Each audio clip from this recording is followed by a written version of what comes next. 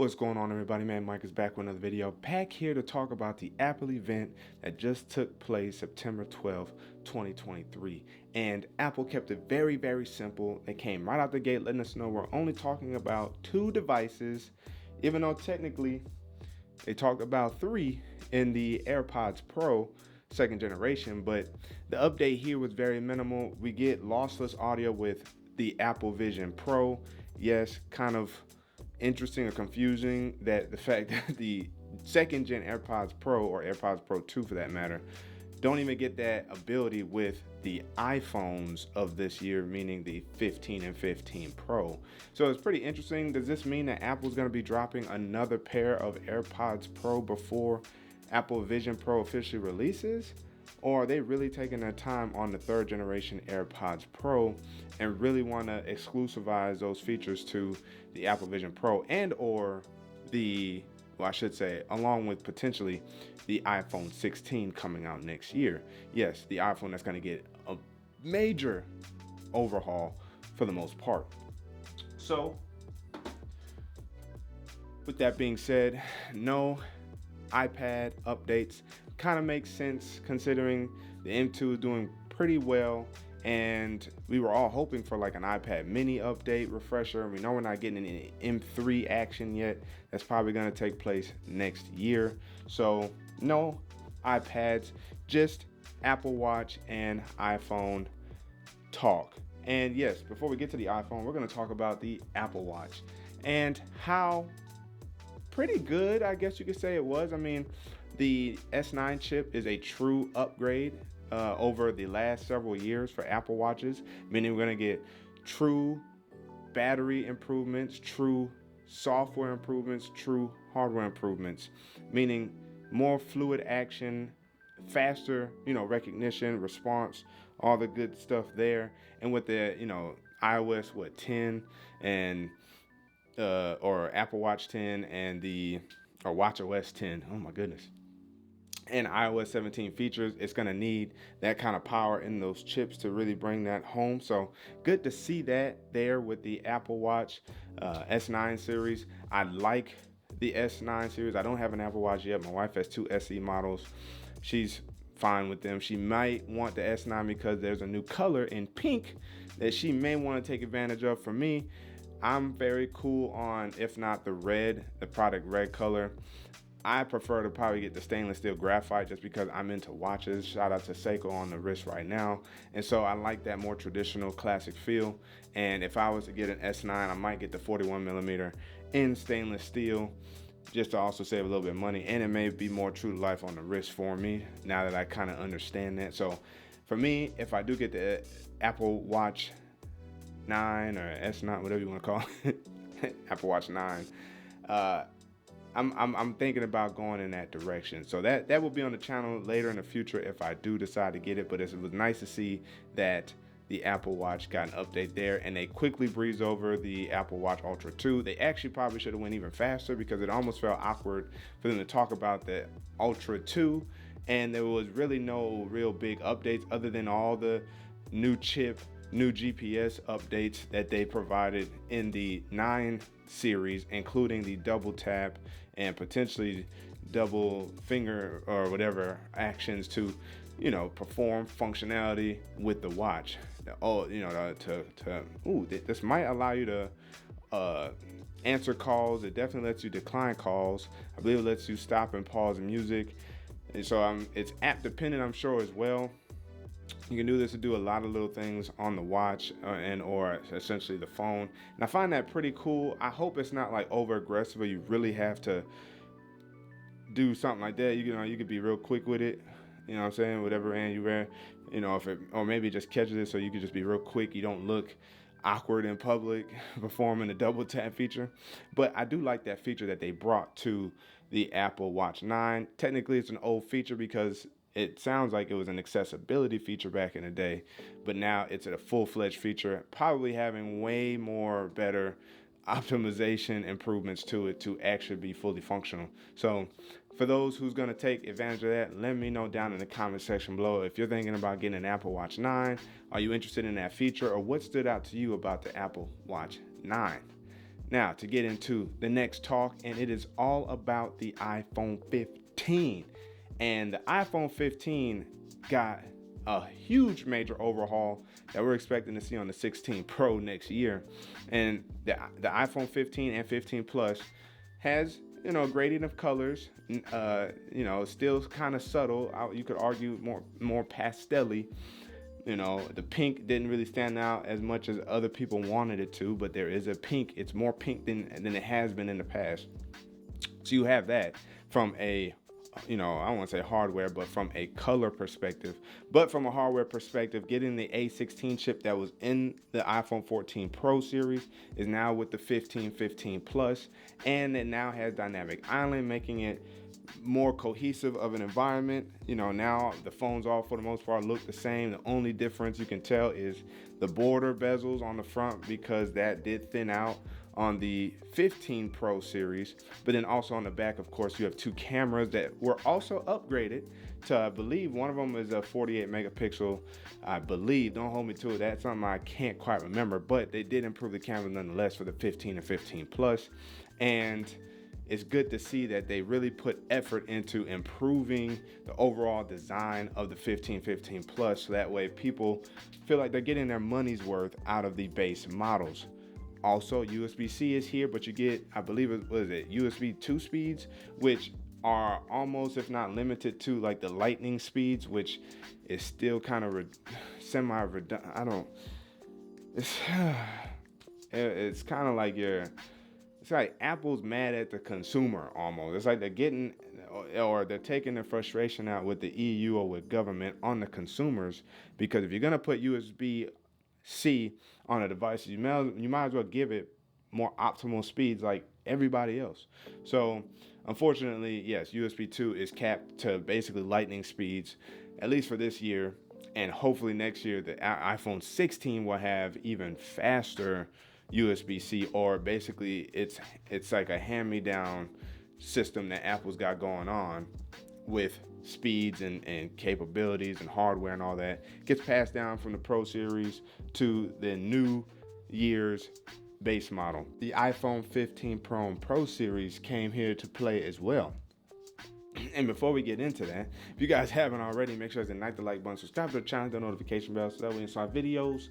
So that way, sit back, relax, see what's cracking. And also, let me down in the comment section below, what has been your favorite part of the Apple event?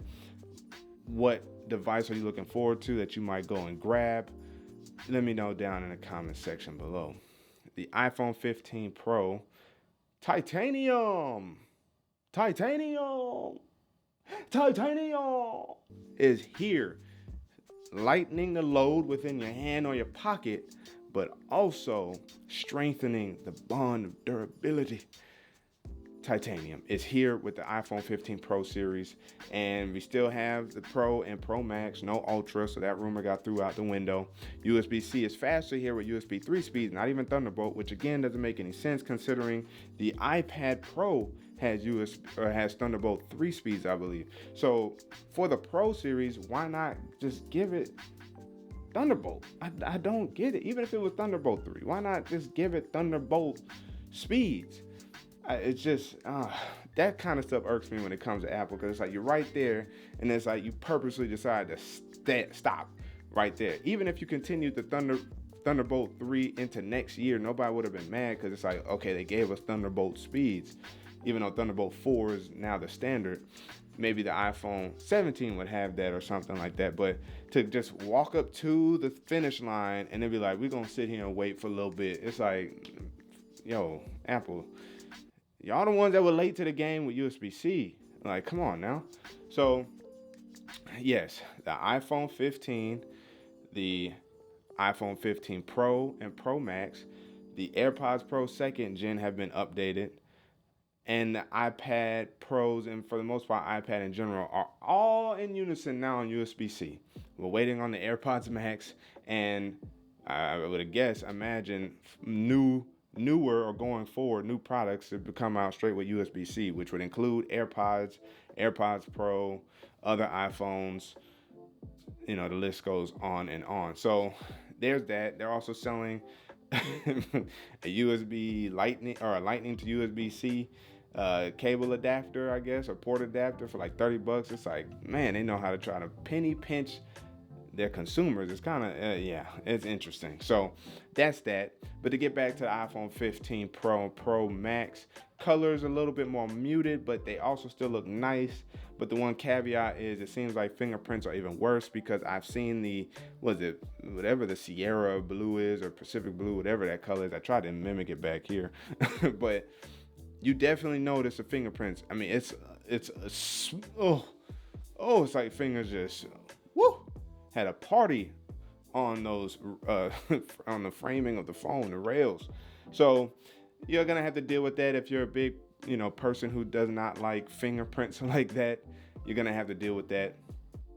I think the black is probably gonna somewhat struggle with it as well, because even though in pictures it appears to be more matted, it looks like the black and the blue color have more polish to them. I think the natural titanium color is probably going to have the least amount of fingerprints, followed by the white or silver color, which I can't believe is not really being talked about that much, because that phone looks ultra platinum. So even though I really like the natural titanium, I've been wanting to get a white phone so bad, and every time I almost get one, I get a different color. Like this time with the iPhone 14 Pro, I had got the space black. With the Samsung, they didn't really have white, I don't think, so I had to get the cream color, right? And then the S22, I had the burgundy color. The Flip, I almost got the zebra or panda white and black match, but I ended up getting red, and it wasn't even red. So, I want to get the white phone so bad.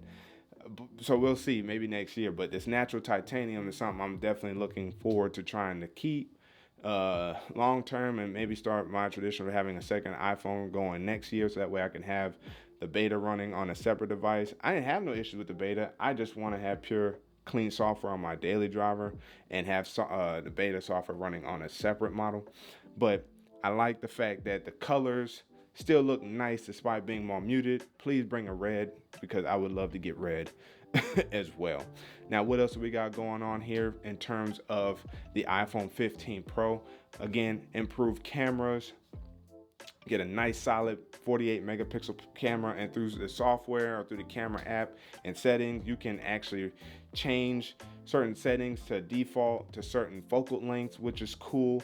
And you can also change your format to HEIF Max or something like that, meaning you can get the most out of your high efficiency imaging format. That's what that stands for. You can get the most out of that as well, and you can keep it at 12 or 48, and or you can do that with the ProRes or ProRAW, I should say, in terms of photos, with the getting a full megapixel count or a 12 or 24 megapixel count. So that's pretty cool. It's ability to save or reserve detail when you want to go back and edit, when you want to post and stuff like that, or if you just want to save space. But keep in mind, files can be as big as 75 megabytes.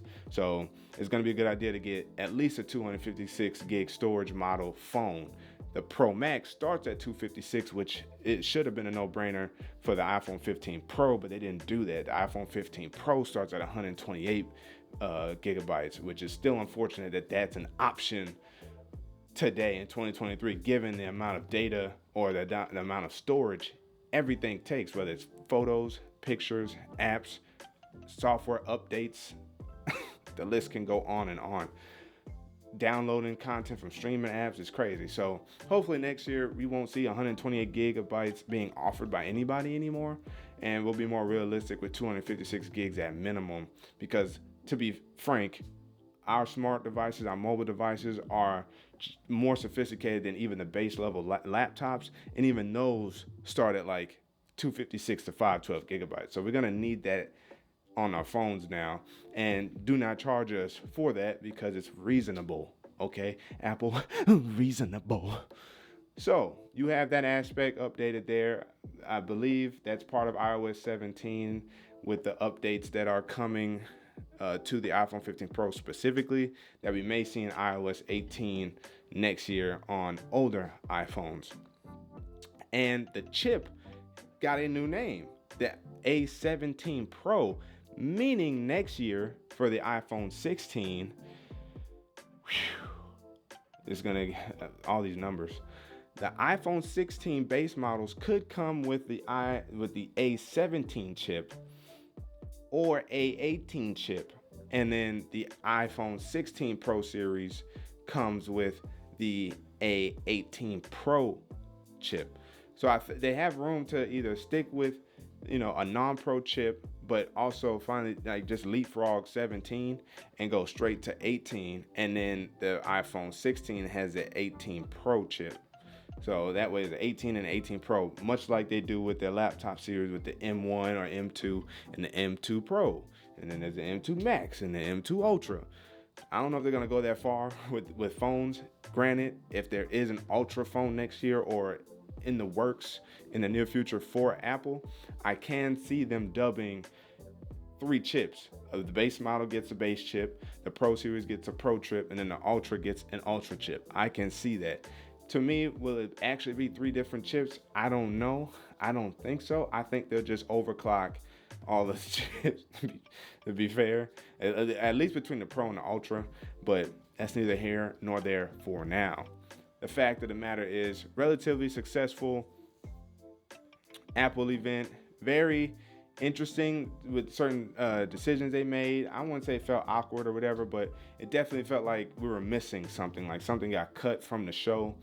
It was nice to see MKBHD get love by getting quoted about the 15-inch laptop, which I ain't going front. I would actually like to get that one, especially seeing how I use my iPad. If I could get that one in a higher base, not base, but higher, kind of max that type of laptop out, I could still I would spend $500 more for ultimately probably a smidgen level better experience than my iPad, but I won't have to focus on using my laptop for that. I like the space on my iPad. Now, granted, having a bigger screen, it means everything, but I like the mobility of the iPad Pro and using the laptop for this laptop stuff. Granted, around the house, it really isn't too much I need the laptop stuff for, but I digress. The event was successful. Mother Nature came through. We got to hear all about their carbon neutral, their clean footprint, all that type of stuff. Having Octavia Spencer come in to play Mother Nature, and then Tim Cook actually being a part of the skit. So that was cool. It was a very decently long skit too. I wasn't expecting to spend that much time on it, but it was interesting to say the least that Apple has put their strides forward in being Stark Industries, basically, or Iron Man, being clean and borderline renewable. And we know that with their packaging, they reuse, recycle, and also as a result of that, cut back on what they give us in the box. So it's a bittersweet, but ultimately good for the environment. So good to see Apple still do that and be over communicative when it comes to that. So let me know down in the comment section below what you guys think. What device are you guys looking to get? What are you looking forward to next year? What device am I getting? Should I reveal it in this video or drop it in another video? I might just have to drop it in another video, you know what I mean? And really maybe explain why I'm getting that one. So it'll probably be a shorter video, but I won't reveal it here. Just know I am getting a new device, not the Apple Watch yet though. So I will exclude that one. So that way it makes you guys' choices a lot easier. Let me know down in the comment section below which device you think I'm going to get. But again, as always, if you guys haven't already, make sure to like the like button, subscribe to the channel, hit the notification bell so it's my videos. So it's a bad shot, so it's cracking. Your man Micah signing out to the next video. Wait for it.